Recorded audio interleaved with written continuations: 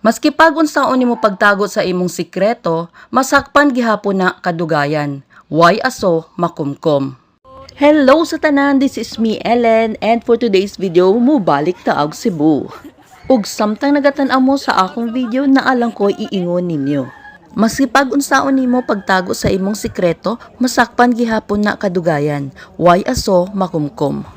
Mga besh, nakaagi na ba mo og tinago nga imong gihuna-huna nga walay makakita o makamatikod? Nganuman bisag unsaon natog tago sa katapusan makit-an ra gihapon ang tinuod?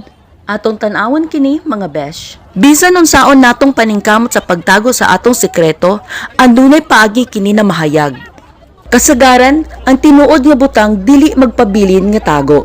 Sama sa aso nga dili nimo matago bisan pagpukawon nimo.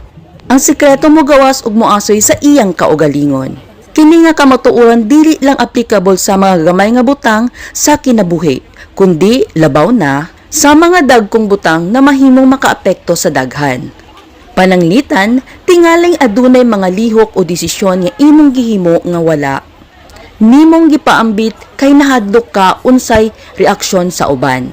Apan sa dihang kini nahayag, mahimo kining higayon sa pagtul-id sa mga sayop ug pagtubo gikan sa mga kasinatian. Importante usab nga hinumduman nga kung atong padayon nga itago ang mga butang, mahimong dako nga epekto niini sa atong relasyon sa uban ug sa atong kaugalingon nga kalinaw sa hunahuna.